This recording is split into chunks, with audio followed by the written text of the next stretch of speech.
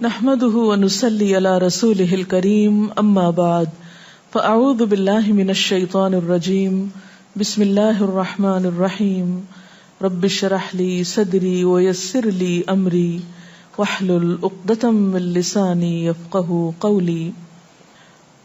ہماری گفتگو کا موضوع ہے قیامت کی نشانیاں. بحیثیت مسلمان ہم سب کا ایمان ہے کہ یہ دنیا ہمیشہ باقی نہیں رہے گی، ایک دن سب کچھ ختم ہو جائے گا، اور ایسا ہونا بھی چاہیے، اس لیے کہ ہر آغاز کا ایک انجام ہوتا ہے، ہر ابتدا کی ایک انتہا ہوتی ہے.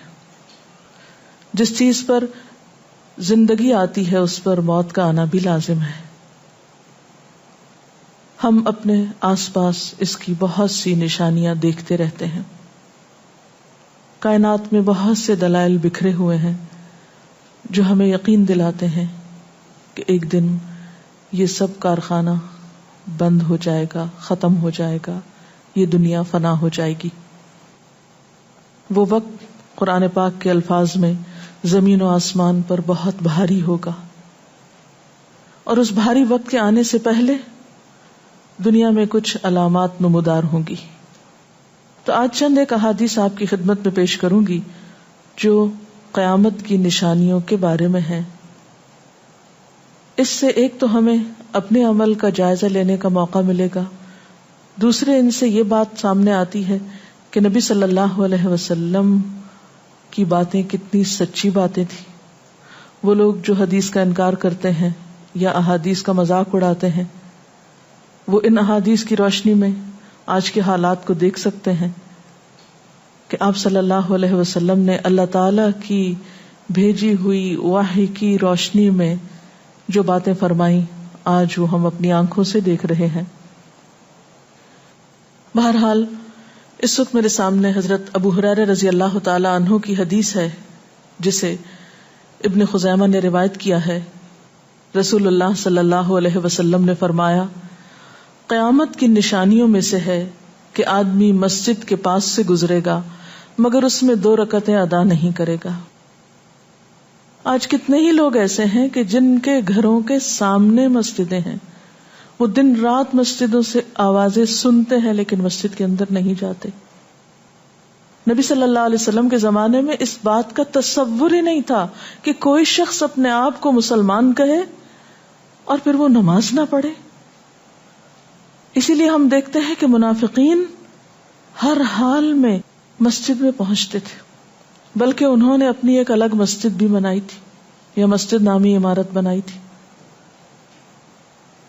لیکن قیامت کے نزدیک مسجدوں کے پاس سے گزرنے والے مسجد نہیں جائیں گے. ایک اور حدیث میں آتا ہے، حضرت انس فرماتے ہیں رضی اللہ تعالی عنہ کہ اللہ کے رسول صلی اللہ علیہ وسلم نے فرمایا، لوگوں پر ایک ایسا دور آئے گا کہ ان میں اپنے دین کی حفاظت پہ صبر کرنے والا اس شخص کی مانند ہوگا جو آگ کے انگارے کو اپنی مٹھی میں تھامنے والا ہے. یعنی دین پر استقامت اور دین پر عمل اتنا مشکل ہو جائے گا بعض اوقات کہ جیسے ایک انگارہ ہاتھ میں لینا کہ انسان نہ لے سکے اور نہ پھینک سکے. ایک اور نشانی جو آپ صلی اللہ علیہ وسلم نے ہمیں بتائی وہ یہ کہ زمانہ قریب آ جائے گا، عمل میں نقص واقع ہوگا اور بخیلی پیدا ہو جائے گی، دل تنگ ہو جائیں گے. ایک اور حدیث میں آتا ہے کہ بخیلی کا عام ہونا قیامت کی نشانیوں میں سے ہے.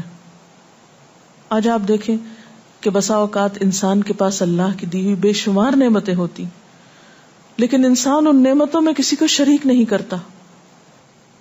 چھوٹی چھوٹی باتوں کو مائنڈ کر جانا، چھوٹی چھوٹی باتوں پہ ناراض ہو جانا، چھوٹی چھوٹی چیزوں کو حد سے زیادہ محسوس کر لینا، یہ سب کچھ شح کی وجہ ہی سے تو ہے، بخل کی وجہ سے ہی تو ہے. بخل صرف مال میں نہیں ہوتا، بخل تمام نعمتوں میں ہوتا ہے اگر ان میں اللہ کے دوسرے بندوں کو بطور شکر کے شریک نہ کیا جائے. ایک اور حدیث میں آتا ہے، مجموع الزوائد میں یہ حدیث روایت ہوئی ہے، رسول اللہ صلی اللہ علیہ وسلم نے فرمایا کہ لوگ سخت اور بخیل ہو جائیں گے، یعنی ان کے دل سخت ہو جائیں گے اور ان کے اندر بخل عام ہو جائے گا. ایک اور نشانی قیامت کی آپ صلی اللہ علیہ وسلم نے یہ بتائی کہ مساجد میں زیب و زینت بہت ہوگی، یعنی نمازی تو کم ہوں گے لیکن مسجدیں سجائی بہت جائیں گی. حضرت انس بن مالک کی روایت ہے، مسند احمد نے اس کو روایت کیا ہے، رسول اللہ صلی اللہ علیہ وسلم نے فرمایا قیامت قائم نہیں ہوگی یہاں تک کہ لوگ مسجدوں میں فخر و مباحات کریں گے، یعنی مسجد کے بنانے میں، اس کے سجانے میں، اس کی آرائش میں ایک دوسرے کا مقابلہ کرنے لگیں گے. ایک اور حدیث میں آتا ہے کہ قیامت کی علامات میں سے ہے کہ لوگ مسجدوں کو سجایا کریں گے، یعنی اللہ تعالیٰ کو نماز پڑھ کے خوش کرنے کی بجائے مسجد بنا کے سجا کے خوش کرنے کی کوشش ہوگی. حضرت ابو الدرداء سے روایت ہے کہ جب تم لوگ مسجدوں کو سجانے لگو، قرآن کو مزین کرنے لگو تو تمہاری بربادی ہے، کیونکہ قرآن پاک پڑھنے کے لیے آیا، محض سجانے کے لیے نہیں. آج آپ دیکھیں کہ بسا اوقات ہم اسے پڑھتے کم ہیں، سمجھتے کم ہیں، اس کے مطابق زندگی نہیں بسر کرتے، لیکن خوبصورت انداز میں سنہری الفاظ میں لکھوا کر گھروں میں سجا دیتے ہیں.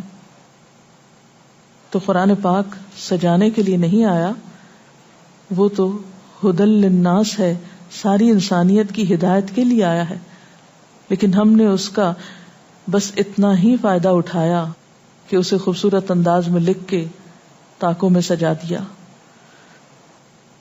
اسی طرح ایک اور نشانی کہ انسان حلال حرام کی پرواہ نہیں کرے گا.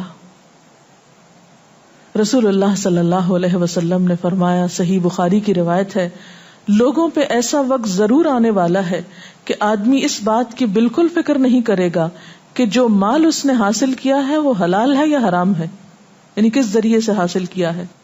ایک اور حدیث میں آتا ہے کہ قیامت سے پہلے سود پھیل جائے گا. ایک اور روایت میں آتا ہے کہ ہر شخص تک اس کا کچھ نہ کچھ غبار پہنچے گا، یعنی کچھ لوگ تو براہ راست اس میں انوالو ہوں گے اور کچھ لوگ انڈائریکٹلی اس سے متاثر ہوں گے. اسی طرح قیامت کی نشانیوں میں سے ایک اور نشانی دیگر امتوں کی مشابہت اور تقلید ہوگی.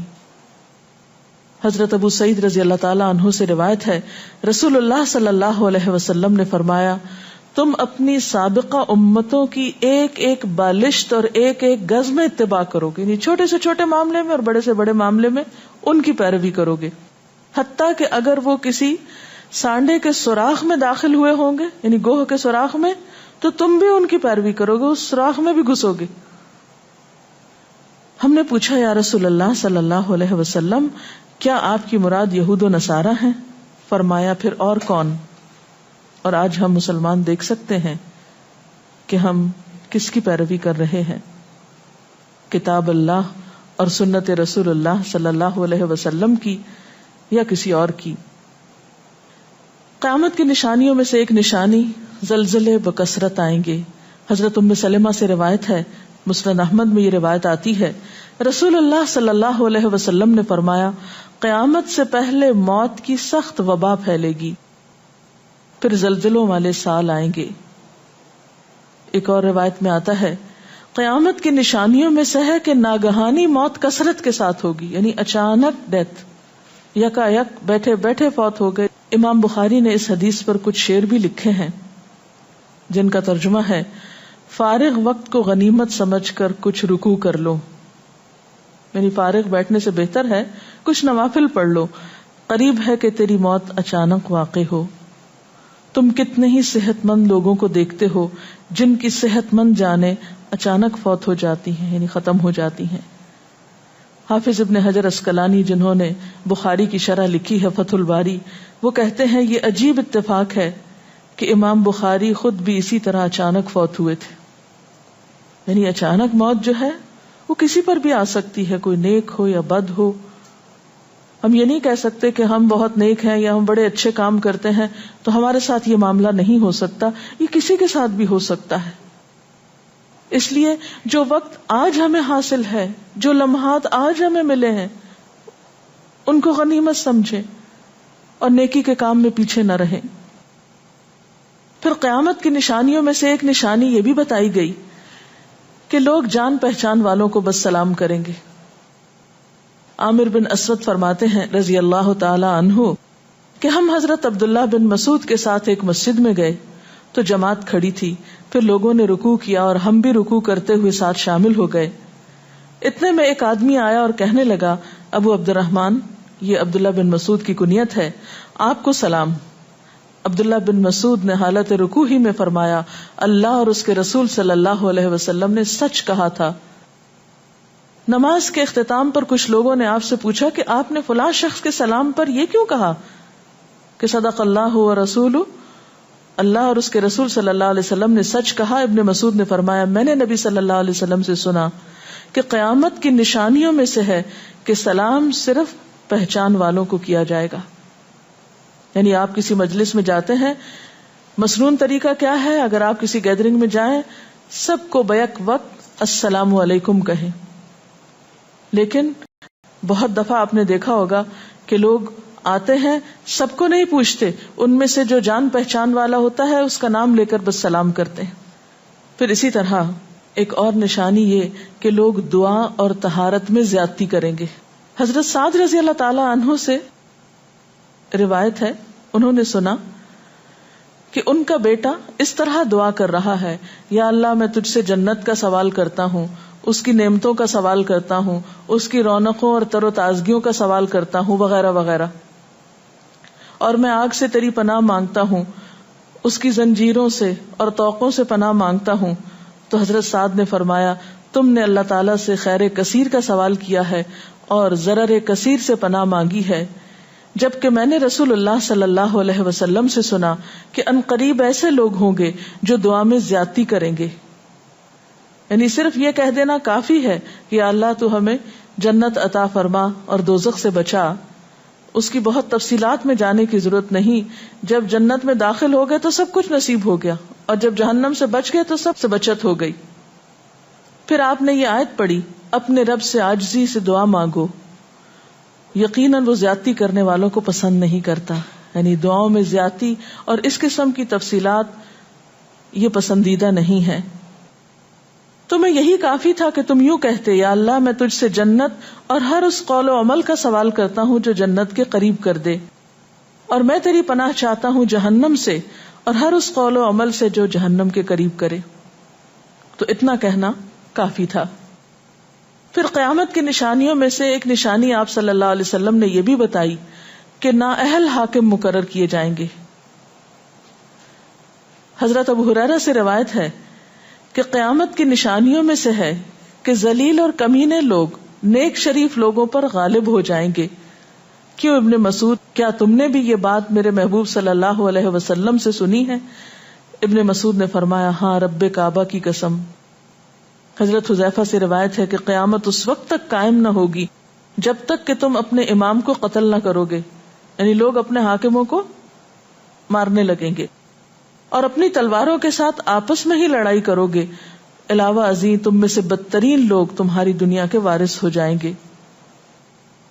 اسی طرح قیامت کی نشانیوں میں سے ایک نشانی یہ بھی ہے، حضرت عبداللہ بن مسعود سے مروی ہے کہ رسول اللہ صلی اللہ علیہ وسلم نے فرمایا، قیامت کے قریب صرف مخصوص لوگوں کو سلام کیا جائے گا۔ تجارت اس قدر پھیل جائے گی کہ عورت تجارت میں اپنے خاوند کا ہاتھ بٹائے گی، یعنی اتنا بزنس ہوگا کہ مرد سے اکیلے نہیں سنبھالا جائے گا، عورتیں اس میں شریک ہوں گی، رشتہ داری توڑی جائے گی، یعنی مال کثرت سے ہونے کے باوجود رشتہ داروں کا خیال نہیں رکھا جائے گا، جھوٹی گواہی دی جائے گی، حق چھپایا جائے گا، اور قلم کا ظہور ہو جائے گا، یعنی نشر و اشاعت خوب ہوگی، خوب لکھا جائے گا۔ ایک اور روایت میں آتا ہے کہ وقت مختصر ہو جائے گا۔ آج آپ دیکھیے ہر شخص وقت کی کمی کی شکایت کرتا ہے۔